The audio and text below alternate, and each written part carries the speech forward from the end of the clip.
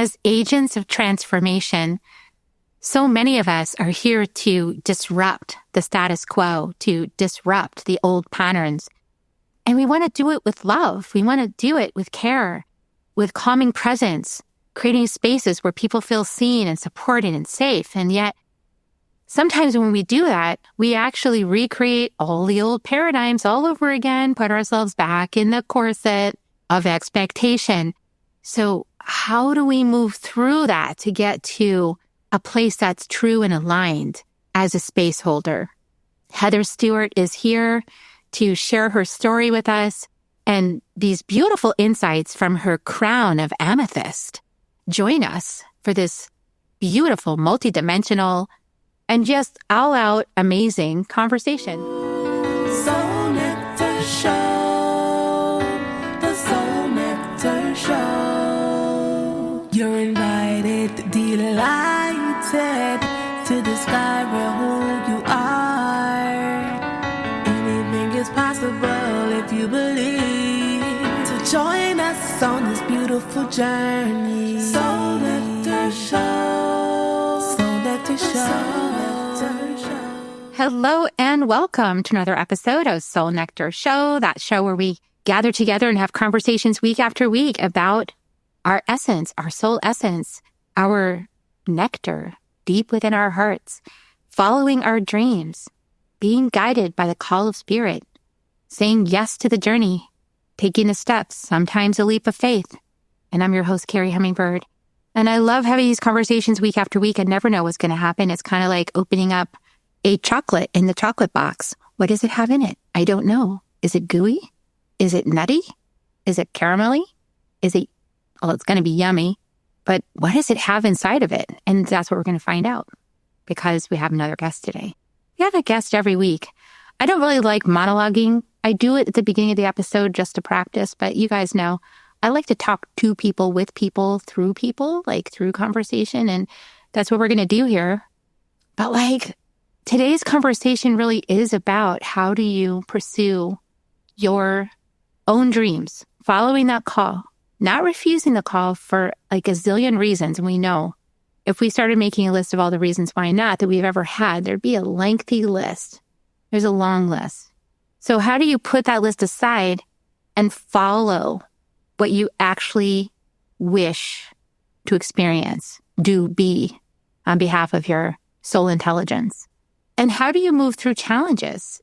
How do you not overdo it, right? How do you find balance so that you're not burning out in the middle of your dream?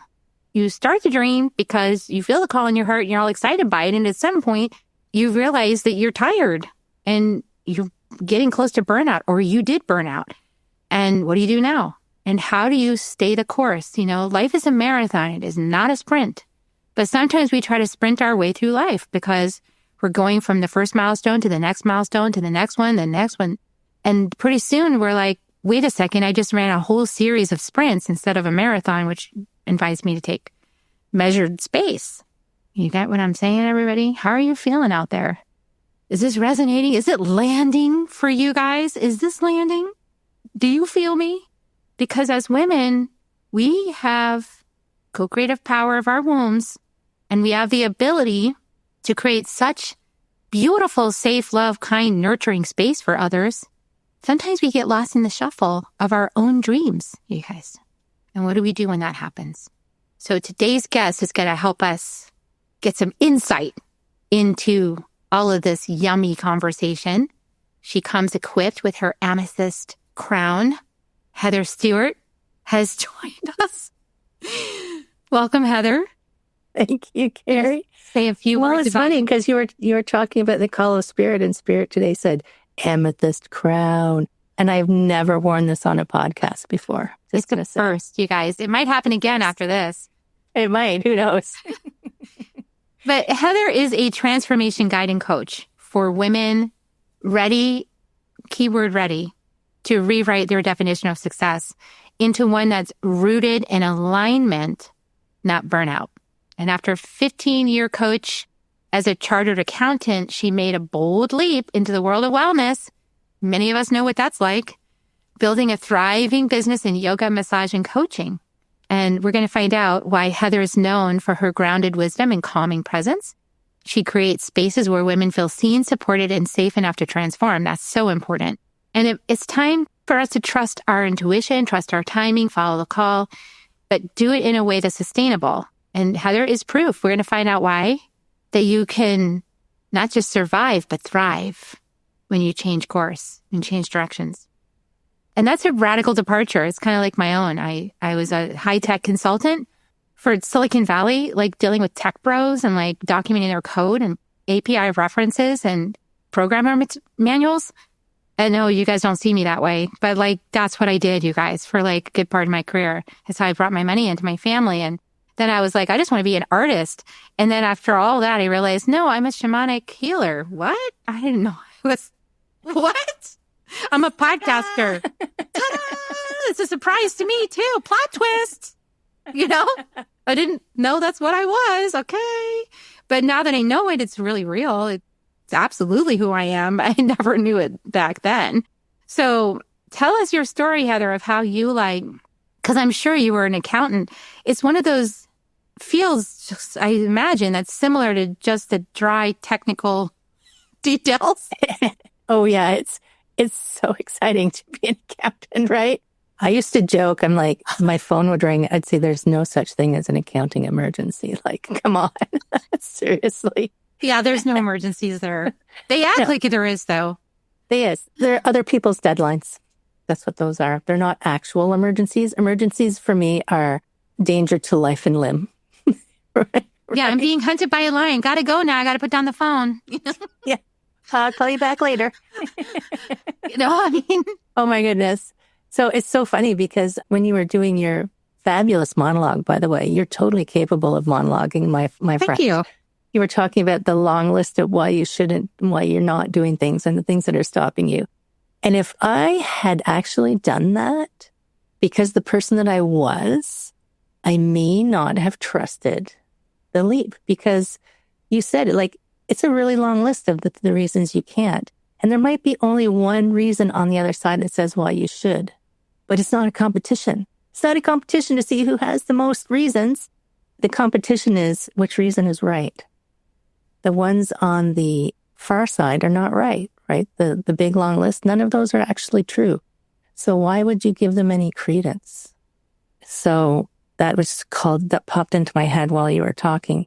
So yeah, I was a total accountant. I did all the good girl things you're supposed to do.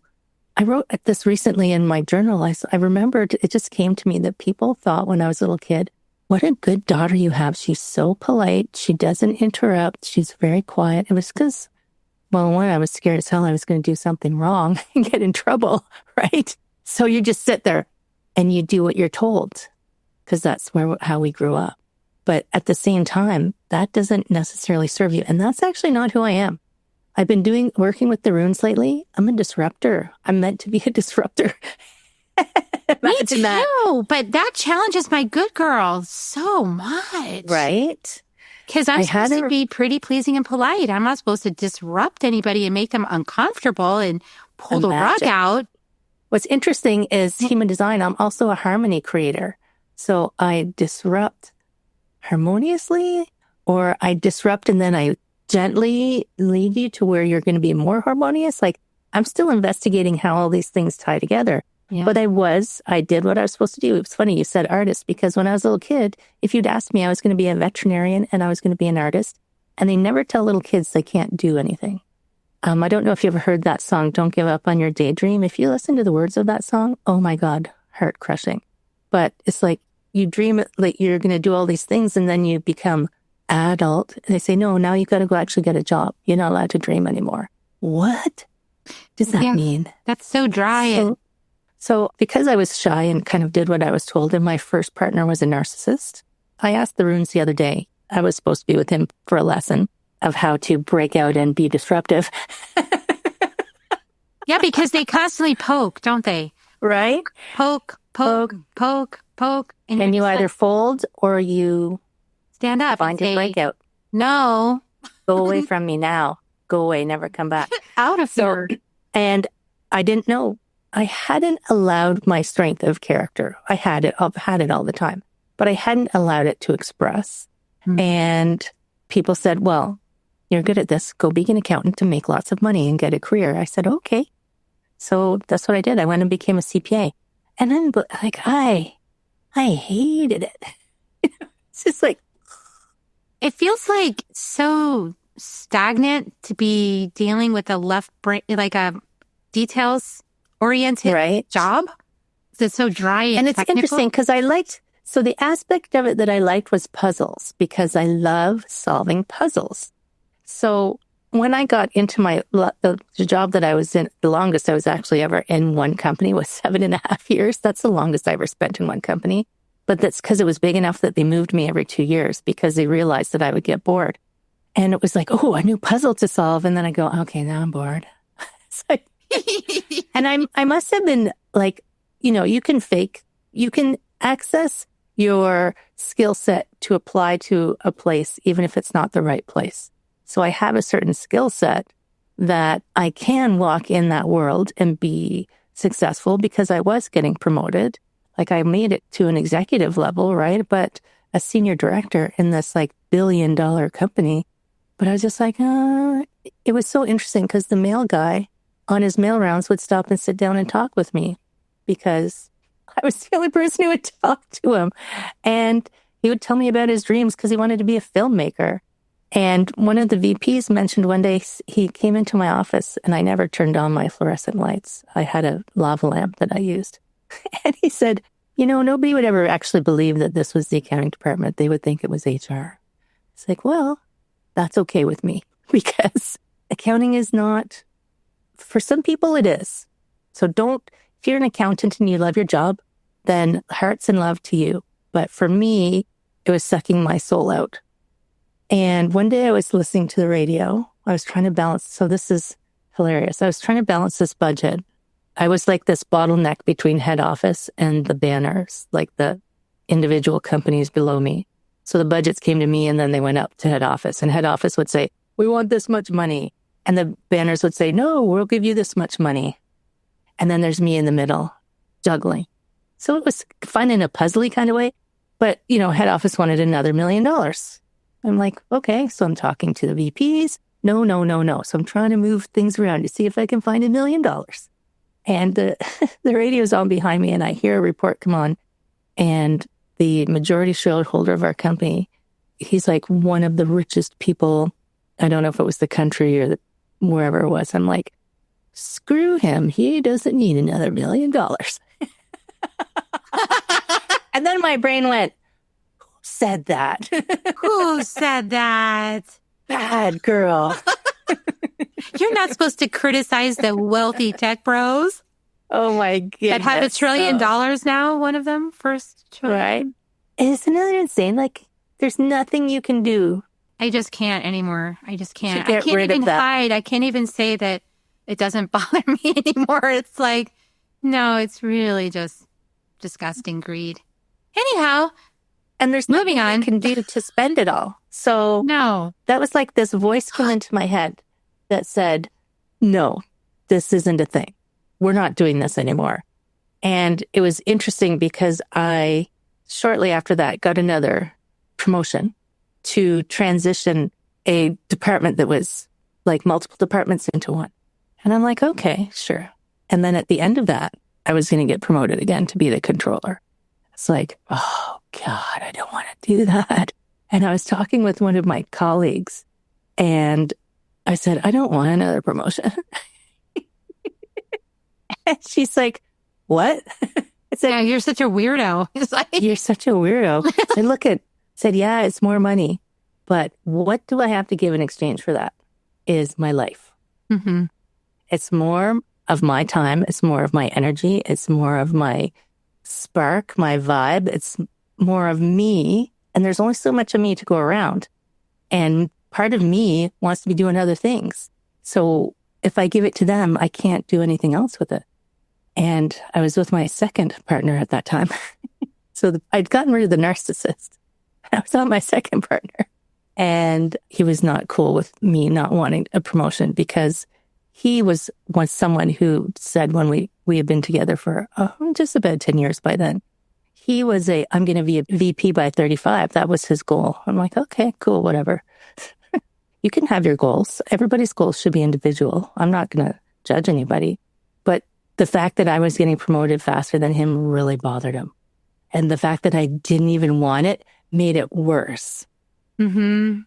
So now I'm on my third partner. Yeah. Because some things require growth. Yes. On the part of both people in order to stay together. Exactly. Well, shadow work and working on yourself so that you notice it's your stuff. And sometimes it's not even either person not. Like sometimes I feel like it's not either person who has not done something. I feel like it's like when I was talking to the runes, they said, well, he was here for this. Then you were done with that. So now you needed this person. Like chapter in your book closed. Yeah. Move on. Don't hold on. So you've done that. Check. Next person. But, our society is built around, you've had how many husbands? I met this woman in England and she actually drove me to Stonehenge. Love her. Send hearts to her. She was on her fourth. I'm like, yeah, you go, girl. There is like this, but you bring up a valid point about different chapters of your life and different experiences, right? And different relationships and different windows into your soul that you can only get through the combination of those energies of the relationship. If you're on a trajectory that, like if you're hockey sticking, like some people, their growth is kind of easy and transitiony, and the person that they're with, like I know some people who the person they're with is the person they're meant to travel that whole journey with. Yeah. But if you're like, and if you're going fast. If you're hopping timelines and changing directions and collecting this bit of wisdom over here and then hopping way over here to get this other thing. Right. Yeah. It's not many people can hang with you in that. Yeah. Yeah. Like there's not a lot of people in the world who are meant to jump back and forth with you. They'll give you your lesson and they'll go, okay, see you later. Have a good time. and go. And yeah, I like how you have the way you presented that to be inclusive of everyone's experience, because everybody's having their own life experience and their soul planned it all out in agreement with other souls. So let's stop judging everyone's life plans and just. Well, and if you start comparing what your life plan, like if you're feeling, think about it. If you're like, I'm feeling good about my life plan, and then you see somebody else's and you're like, oh, well, what if I'm doing it wrong? Which is what women do. That's the whole thing that we're being conditioned to do is, what if I'm doing it wrong? Am I supposed to be doing it this way? Because we've been conditioned, as you know, through societal constructs like, I don't know, religion, to doubt ourselves. I mean, I don't know. Was it that one primarily? To think that we can't trust ourselves and we shouldn't listen to our bodies and they're shameful and we shouldn't pay attention and we shouldn't believe anything that we think because we have feather heads and, whatever it is. They can't stand it. As well as religion. Here's what I'm saying is they cannot stand it when you're like an IQ of over 130, smart as hell, and you decide to wear your amethyst crown. Because F you. Because I can. Because I can. Because I am a queen. Because I am. When I'm the only one that needs to know it. So they've started calling menopause queen-ager. I'm like, I am a queen-ager. This is about to be women's world. I'm just saying. It's been a man's world for a long time. You're going to have to get adjusted because things are about to go to upside down world is going right side up. And yeah, there's going to be some changes around here, which include amethyst crowns, people. So yes, if you want. Get with the program. I actually have 3 crowns. Just saying. And if you feel it, like some people don't want to wear a crown in public. I was like, that's okay. If you feel like being you, then you got my full permission slip. No judgment. And if you don't like it, that's okay too. I'm down with that because I think it's important. I think that it's important that we all are different. I think it's important that we see that there are differences and we're not going to like some of them. And I think it's important that we don't like them because it's going to tell us something that we can perhaps look at. Doesn't mean we have to go back and like it, but it's just information for you. And if we were all the same, fudge, make Fudgersons, I'd be bored. There's no puzzles to solve then. There's no puzzles. I mean, if it's just easy peasy, 1, 2, 3, that's like boring. I always remember that Star Trek. Remember the bad Star Trek movie when the old Star Trek and Captain Picard and the new Star Trek and Captain Kirk was stuck. They were stuck in this like time loop. But he said, It's not exciting because I know that I'm going to jump over that thing every day and it's going to be the same. So maybe not a Trek fan. Anyway. I don't know that I've seen that one, but I can imagine it. Yeah. Right? He was just stuck in this time loop. It's like for me, it was like my corporate job. I was stuck in a time loop. I was stuck in Groundhog Day. You saw Bill Murray's face. Mm-hmm. Oh my God. Not again. Same day, different details, slightly different details. And that's not to say that repetition and familiarity is boring, but I don't know how many lessons there are in that.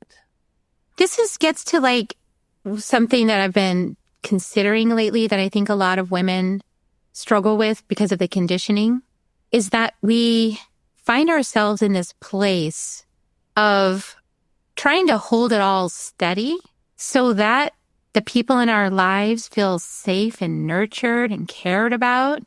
But like what came to me this morning was how I do like that. I mean, I have my mother, so I like creating safety for people. I like that. And as a coach, like you were talking about how you also know how to create safety for people, because when people feel safe, they let down their guard and then they start to be able to feel things deep inside that have been trapped in there because they didn't feel safe, right? And their nervous systems were all imbalanced.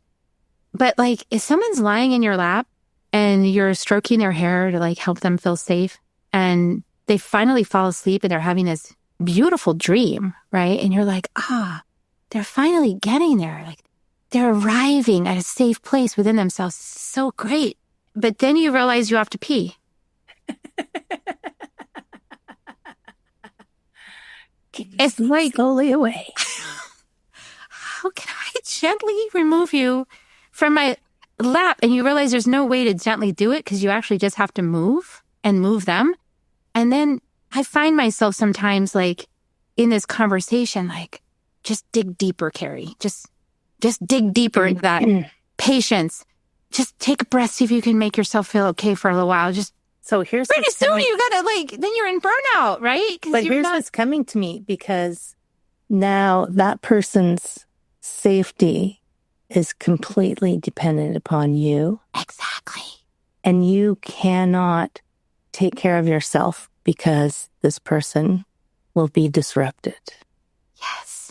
Which is wrong. It's a trap. On so many levels. It's such a trap. And that's not to say that you don't love them, but you can't let them hold you down while they're feeling safe. Or like willingly hold myself down because I perceive that they'll be disrupted when I leave. It's like, right? No, like I need to go to the bathroom and I might need to go jog around the building. I might need to loosen up the energy in my legs because it got cramped sitting there like that.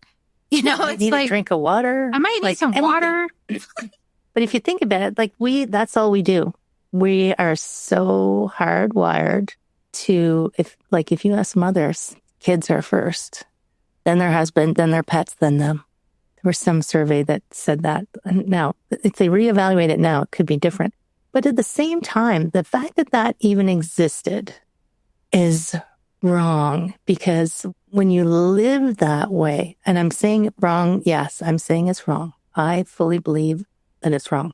Usually I don't see things for right or wrong, but I feel it's wrong from it doesn't even if you're a man or a woman, but because some men do that, right? If you are so invested in the care of other people, think of it like a business. If we die, our business dies, right? Yeah, we're invested in our business because it makes some money. Yeah, but at the same time, I need to keep my business so it's not going to suck the life out of me like the accounting job. Like the accounting job.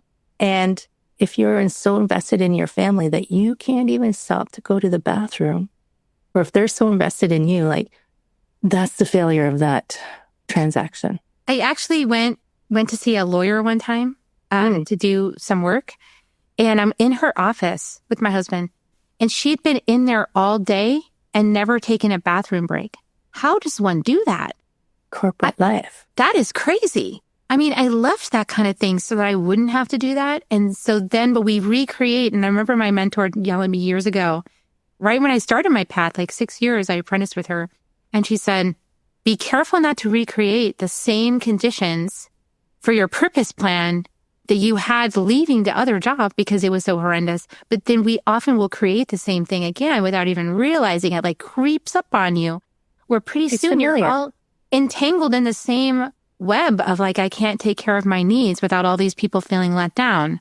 And so I realized today how important it is to pay attention to your needs at the nuance. And I realized this many times before, but it's again, how it revisits, it comes back.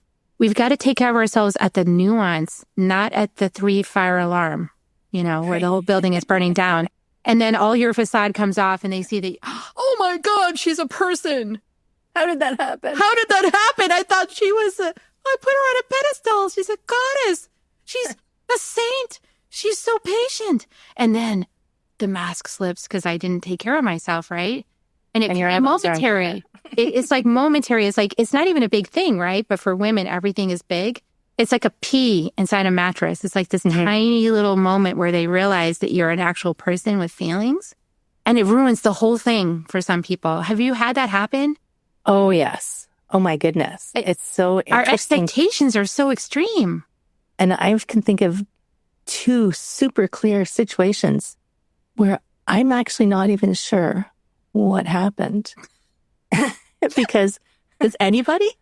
Right? So this was when I was a massage. So I was a massage therapist for 14 years. I actually retired coming up to 3 years ago and went full time into the coaching because long stories, strokes, reprogramming, source telling me something else. I had to do something else. But I had these 2 women who would come to me all the time and they loved me. You could tell they were like too much enamored with who they thought I was. And at some point during both of those massages, I don't even know what, because I'm in the room, I'm talking to them. I said something and they went quiet. And then at the end of the massage, they wouldn't speak to me. And one girl, because she was young, she was like in her 20s. I'm like, can you just let me know what happened? Like, how did I upset you? And she just started crying and shook her head and laughed. I'm like, whoa. That's crazy. I must have poked a big sore spot. And the other one, never saw her again. But one day I had sent out a group email and she emailed me back saying, I don't care. It's like, well, that's not very nice. And then I just kind of said, I'm sorry, I always treated you fairly. What's the problem? She said, she gave me some big long tirade. I'm like, okay, delete. It's like, obviously I poked something really sore and vulnerable in you. And I never go in, even though I joke about being a disruptor, I never go in with the intention of having someone be disrupted to the point where they can't breathe almost, like they just need to get away. When I was teaching yoga to a group of yoga teachers once, this yoga teacher said to me later, she said, you were so direct and we knew that you knew exactly what we were doing, but you were so gentle about telling us what to do. I said, oh, thanks. Thank you for that information because that's helpful for me to understand. So when I think about when I'm trying to hold people in a space, I'm not holding in that space to protect them from what's going on. I'm holding them in that space so they feel safe being in what's going on. Yes. Which is different. Mm-hmm. But it also requires us as facilitators to be okay with people's breakdown. Because a lot of times spirit will just come through and you're not even aware. Like I know my husband's a masseuse, so I know that he goes in and spirit is flowing through him and it's just guiding him exactly to the place that hurts and his hands just go there and something in him knows and he's not even thinking about it. He's just, right? Same with I know. I always said I had eyeballs in my fingers. They said, what are you doing? I'm like, I don't know. Let me look. Spirit is just moving through, right? You're just the vessel that spirit is using to touch those places. And same with coaching or same with mentoring or guiding people with emotional and mental content, right? The spirit is guiding us, right? It's moving through. And the deeper the trust, the less protective layers there are and the more the love gets in. And I think sometimes when the love permeates, that itself is the disruption. That is the place where it touches that wound. And I've had this happen where my mentor did that. And she, just with her words and her love and the love in her voice, touched this place so deep inside of me that hurt. Like it was red hot on fire in my heart. And she touched it with this balm. And for a moment, it actually really hurt and I reacted. And I was like, F you, for a second. And then I was like, what am I doing? I was like, I felt you touch my heart. Like I literally felt like a finger on my heart.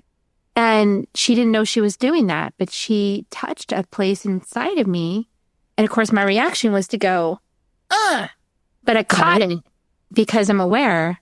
And she and I worked through and she said, what just happened for you? And I was like, you touched me deep in my heart. And it actually hurt. Like you touched the part that hurt. But she brought love to it.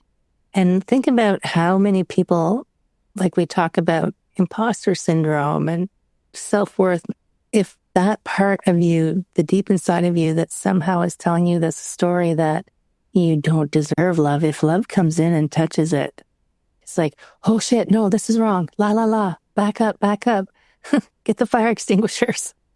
When really, if you can just stay and burn for a minute, it's going to burn off all your crap.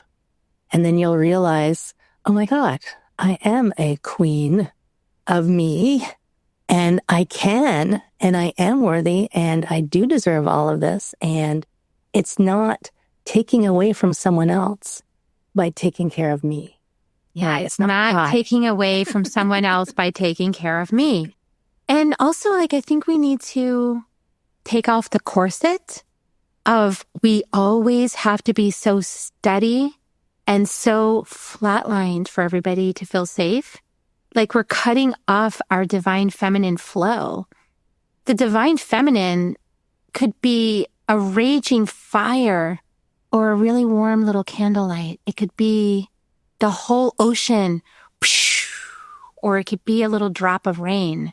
But we have learned or been taught that that's not safe for us to be in our full expression, that people can't receive us in our full expression, that we're not safe to be around in our full expression, that we have to corset ourselves so that we're in a safe, acceptable range for everyone to feel like they can. And there's going to be relax. A little bit of time where it's going to feel unfamiliar for us and them because we have trained them that we are level and even.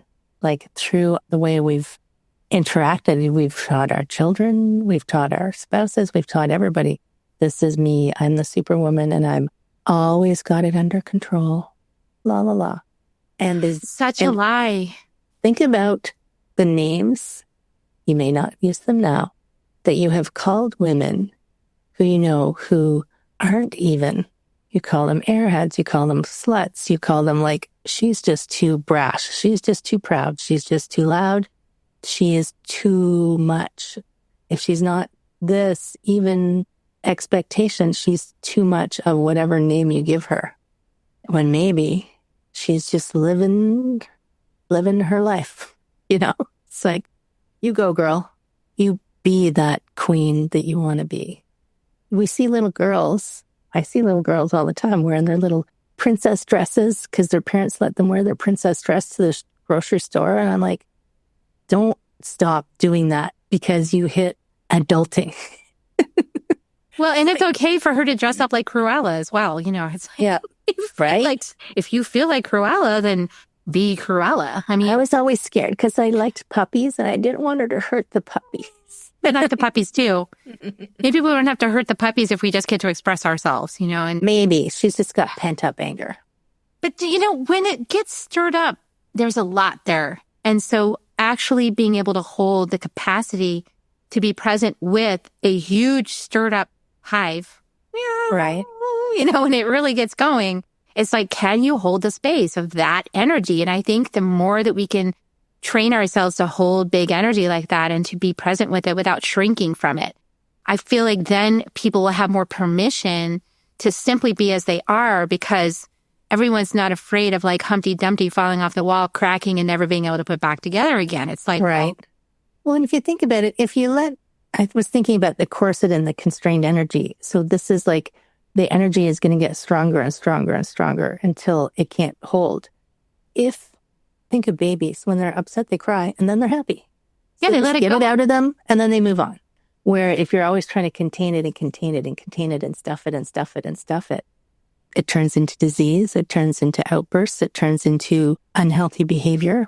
It turns into something that you don't want because you're trying to hide what you think you shouldn't express instead of just let it out. That was a moment. It came through. It released. It's finished. And we don't need to keep playing it over and over again, which women are really good at. Well, because then there's the grudges for like, you're not perfect and you had a moment where you weren't perfect and I saw that you weren't perfect and you have actual emotions and I can't believe it. How could you? And then there's like, I can't trust you now because now I know what's really in there.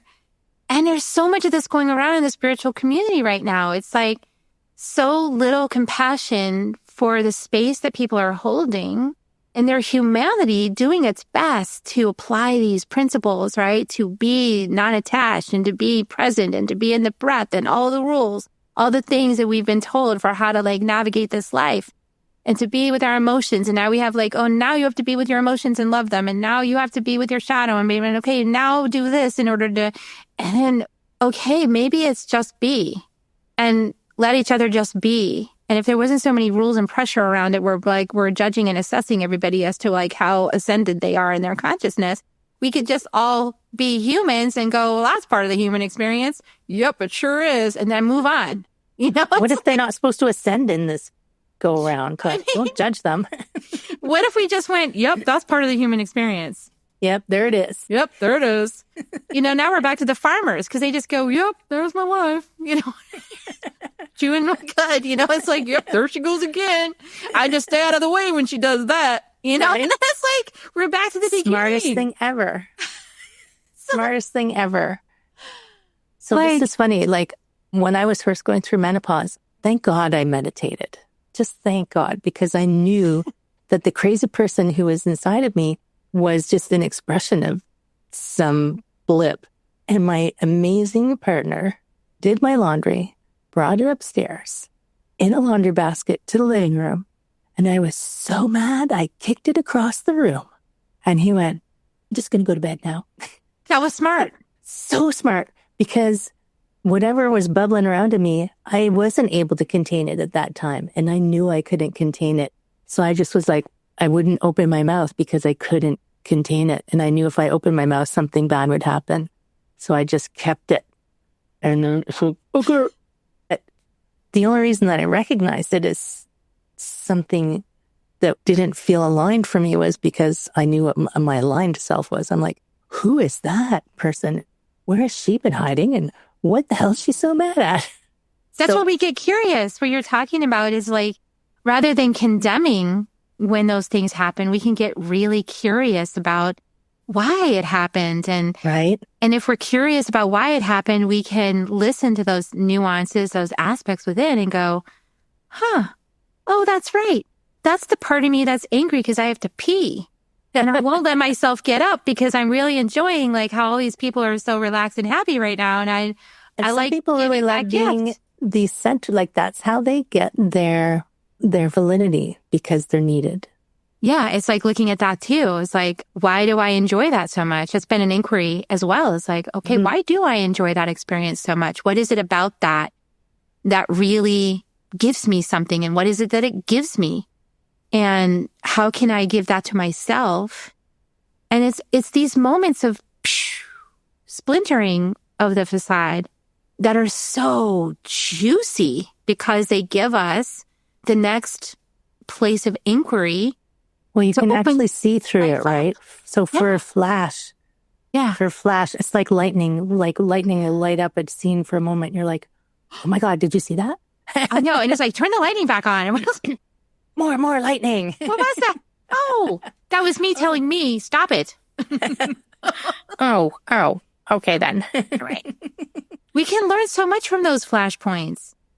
But we often go back, I notice, because my brain, wants to go review, like, did I do something wrong? Like having a situation explode beyond my control.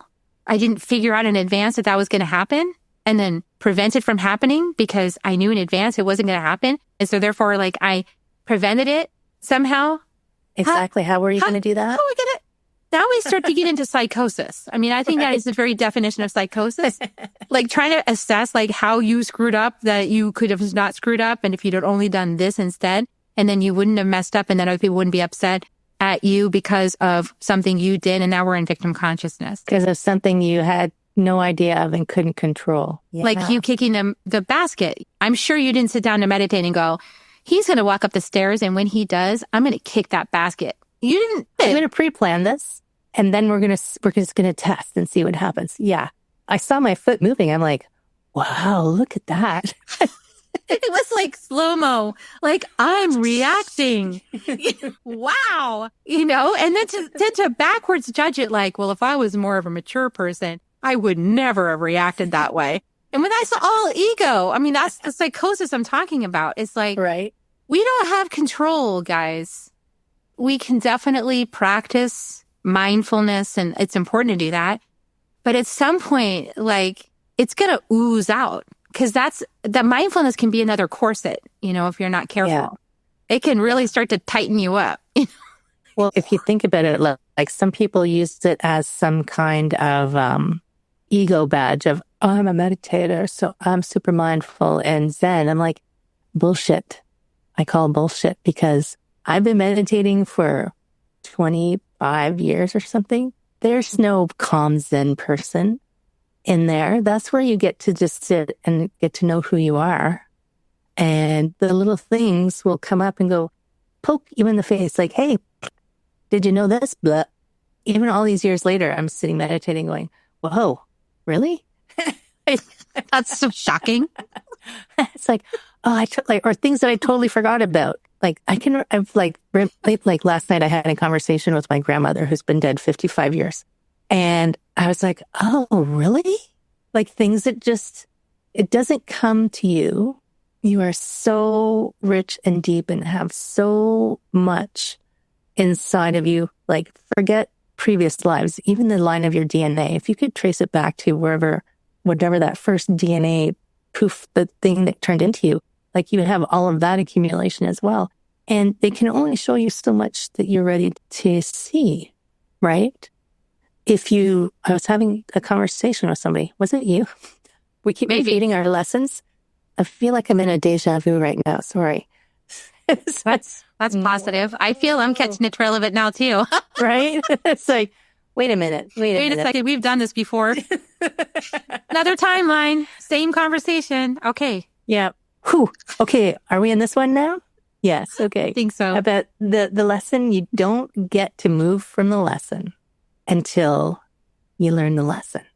And that's not like brain learning. It's like integrated into your cell learning. So I know someone who she kept dating the same man, versions of the same man. And she kept ending up in a really bad way. Like at one point she was in the hospital and he didn't go visit her in the hospital until she came out of the hospital and then he was back again. I'm like, what are you doing? What are you doing? Why do you keep repeating this? But she couldn't see it. And it's not going to change until you are okay with the unfamiliar and trying something new. It's funny. I did a show, I think it was last week when I did it, my podcast. It was called Everything is Impermanent, Including Impermanence. Yes. I remember this. You were telling me about that. Yeah. Yeah. So now it's out there in the stratosphere. And even now I'm going, I have no idea what I said during that show, but I've been getting emails about it. So I must have said something that resonated with some people, right? Yeah. So it's being okay that, and I start small with people. Every breath you take, something's changing. You're inhaling new oxygen.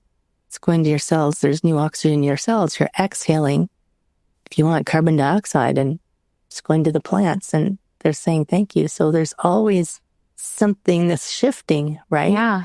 You're breathing in, you're breathing out. And I remember teaching a yoga class once. I said, even when you're dead, things are still changing because you start to decompose and the critters come and you change and dissolve and so you go spirit and nothing ever stays the same. Not for a moment. Once, okay, I know I'm running on, but he said, you can never be in the present moment because when you stop to recognize the present moment, it's already moved to the next moment. I was like, what? I'm still working on that one. Yeah, because then you interrupted presence by becoming aware of presence. So yes. It's already gone. Yeah. It's like, exactly. It's really fascinating to play with it though. And as you were talking, I was thinking to myself, why do we have to judge ourselves for not doing it right? This is a very complex thing, and it's well beyond our control. And all we can do is really experience it. And I think we should decided what right was? I mean, who decided? It's just because they didn't like it. It made them uncomfortable. And so An old man in the sky didn't decide it. I know. There's just made that up. There's some books I wish would burn. But anyway, I'll move on to other topics. I feel like we need to stop trying to define it so much. But at the same time, it's a puzzle. So I do like to try to define it. But if you're going to start to try to define it, you need to be flexible with the definition. I feel like you need to roll with it to let it unpack so that you can understand more of it instead of holding on so much to what you thought was true, right? I mean, that's really what we're doing here is like, from my understanding, we collectively agreed, this is just my understanding, you can confirm or deny, but I feel like we collectively agreed that we were going to lift human consciousness to a new place now. Like we were going to try out a new experience and we're going to like step out of like victim, rescuer, perpetrator and triangle of disempowerment. And we were going to lift the experience to a higher place where we like start playing new games and solving new puzzles, not the same puzzles we've been solving for the last thousands of years, but like new ones. Because we already I thought we already experienced war and genocide and rape and torture and domination and power over. And I'm pretty sure we already experienced all of those things like multiple times. If we made a list, it'd be pretty effing long. Right? Like repeat experiences? Yeah. These aren't the lessons we want to keep repeating. Let's learn this one and move on. And I thought that's what we came for. I thought we came to like put the closing chapter on these stories and experiences and patterns and like have a new one. Right. I'm just saying, friends. So if we're stepping into the mystery, that's the only place a new experience is going to happen. So the butterflies behind you always remind me of a conversation I had with this woman who described to me, she was like a coach who described to me, and it never occurred to me before, about caterpillars becoming butterflies. And what happens, like the actual physical process that happens. I watched a video on it. It's gruesome. Oh, it's gruesome. Like, don't interrupt that transformation because it's disgusting. Its head like cracks open and it's like slides down into a goo, and there's goo and grossness. It's really awful. But can you imagine that caterpillar going, fuck no, I'm not going to go in there. It's going to be messy. What? But you get to be a butterfly. I don't care. I don't want to do it. I like my caterpillarness. Okay. Not all caterpillars, actually, not all of them go into the cocoon. Some of them just die as caterpillars. So that might be where we are right now, where the people who won't go into the messiness are going to just die caterpillars. And probably, I feel like some of them, what was I listening to? I was listening to something that was talking about the different, oh God, I was on Gaia TV. That's where I was. I was listening to something about the different souls that are here. And some of them are, she called them non-player characters. She said, they don't actually have a soul. They're not here to do anything except perform a function. So maybe some of the people who aren't coming to the party are just here to have us have the contrast to be able to see, oh, we don't want that party. We're coming to this party. Like we're changing timelines. I think so. Because I've actually looked at several of these people because I've been trained to see people's souls. Like I've been in my training, right? To be able to look in and see the spark. My seeing is more feeling. And so I can like feel into someone until I see their soul. And I'm like, oh, there's their soul. And then my body knows. My body's like, yep, there it is. And it like gives me that big affirmative, like, there's their soul.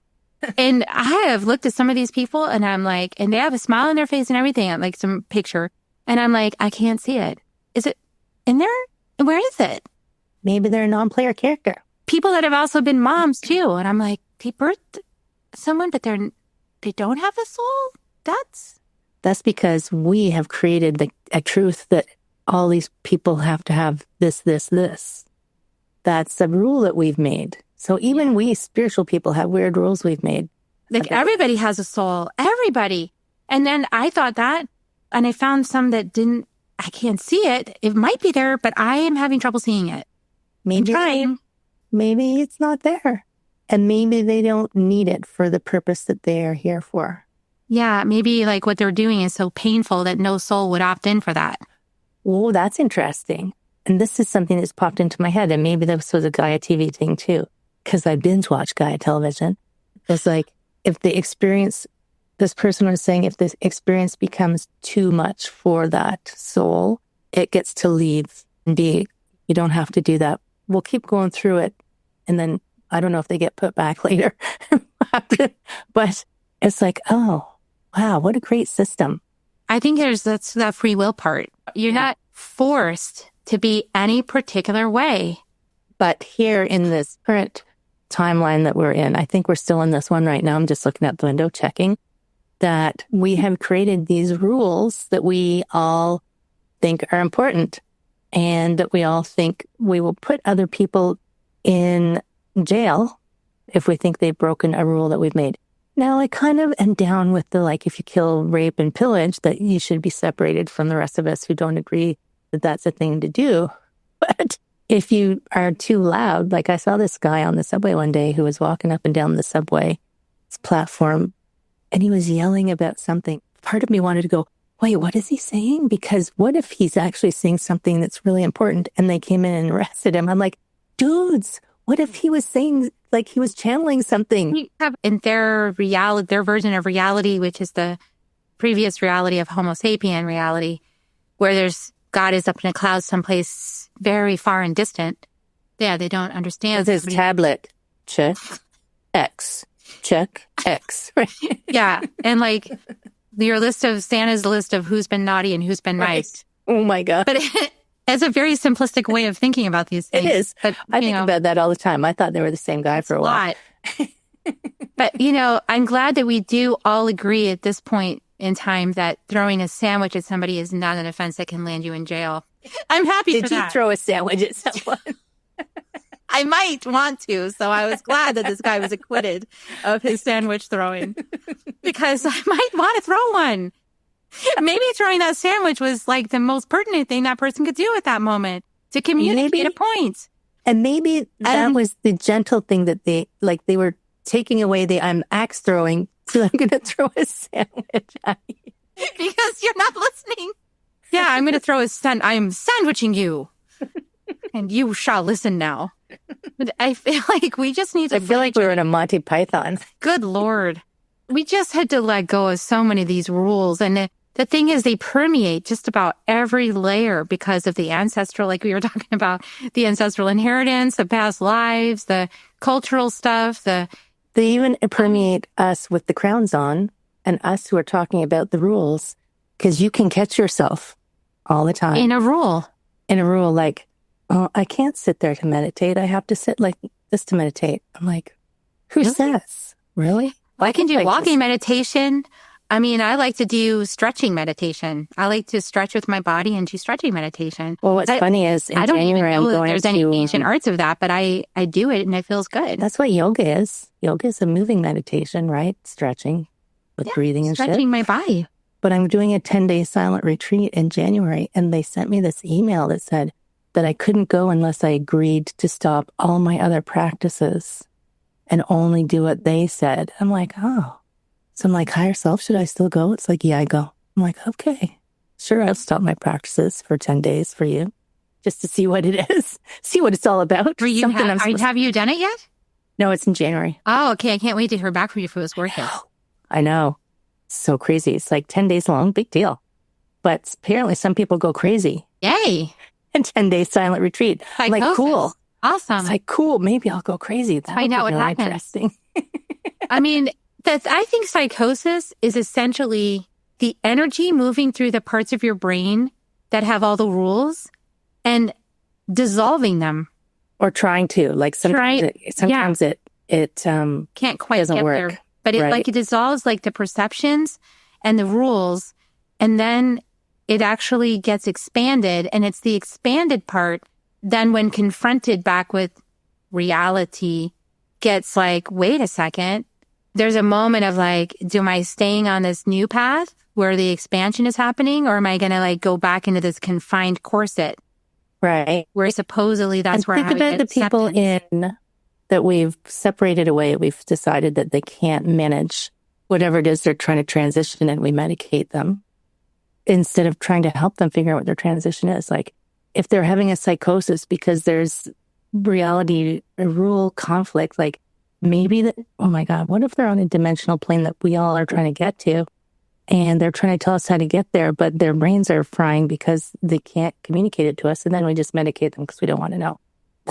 I don't know where that came from. No, but that's a really great thought, which is why indigenous cultures always feed and shelter their multidimensional soul people, what they call medicine people, or many different shaman. We know the name shaman. Because who knows what's going on with them? Because they're holding something open that's sacred, that is helping all of us at some level. And they're going to seem like they're psychotic. We need to feed them while they go through that. We need to give them a shelter and help them with their physical needs, because they're not operating in this physical reality the same way we are. I don't know if you know Gabor Mate. Yeah. But he's all about passed away. Don't separate people. Did he? Maybe. Oh, no, maybe that's I don't read the news. Never mind. The guy who did Gabor Mate. Yeah. I did energy movement. I'm trying to remember. I don't remember what his name was, but it was moving energies. He's all about, we shouldn't be separating these people out. We should be integrating them in and helping them like find their way to whatever it is for them to be stable. And like, we might think they're weird, but what if we're the weirdos? Well, we know we are. Those of us who have woken up know that we're weird. We're waking up out of conditioning. We know that. So if you can bring them into society and help them and support them, you can learn from them something that doesn't fit in a high school curriculum. And so what we're doing, and just to summarize this conversation, because we went a lot of places here. Oh my God. I mean, we knew it was going to go all over. I know. I just let it happen. It was amazing.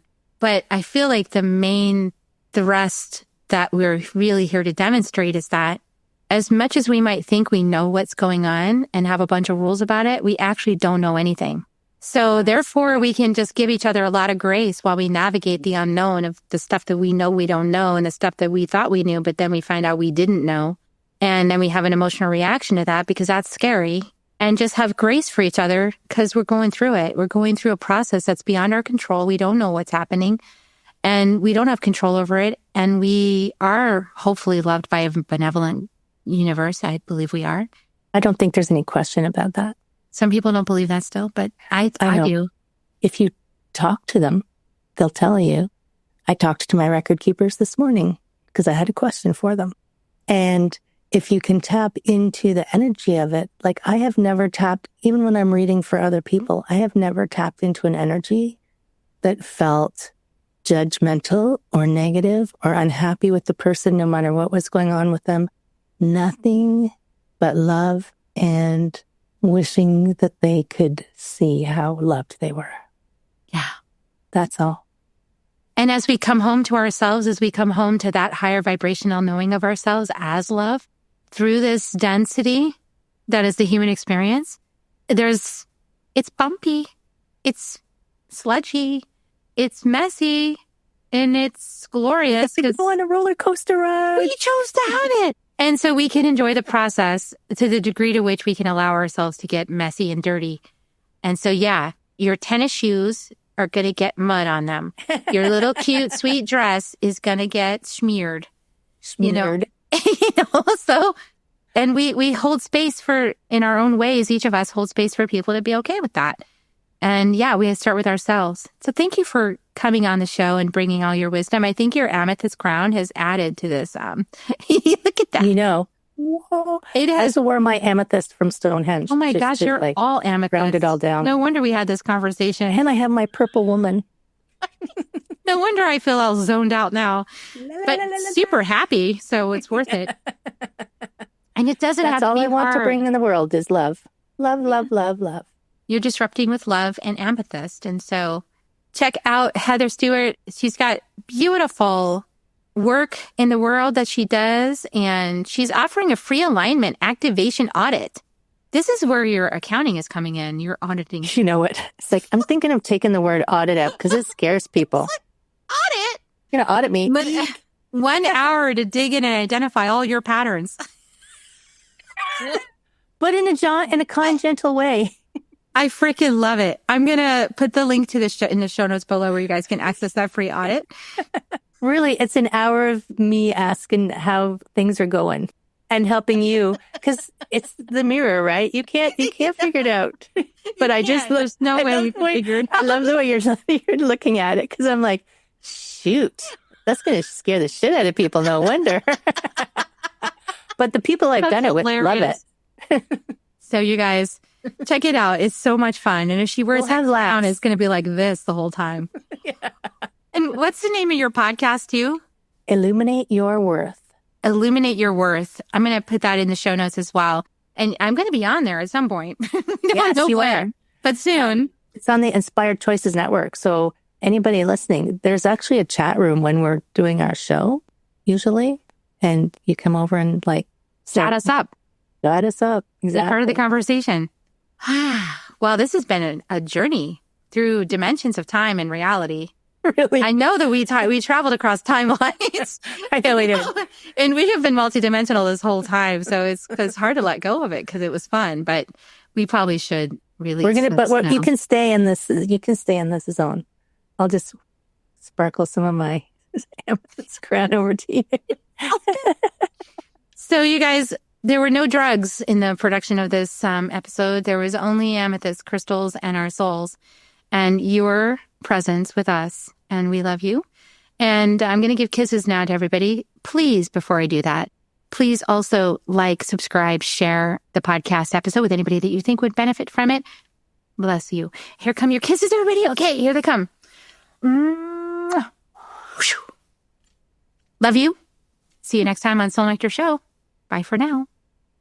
If you found even one gold nugget in this episode of Soul Nectar Show, will you do us a favor? Will you subscribe, like, and share this episode? Maybe even write a comment and let us know what you thought about it. We really, really want to engage with you at a much deeper level. Let's be part of community together. Have a great week, everyone. Bye for now. To dive in deeper to nourishing conversation, visit soulnectar.show. Soul Nectar Show. Awaken, awake, show. Take a sip from the drip of nectar, from the source of who you are. Soul Nectar Show. Yeah.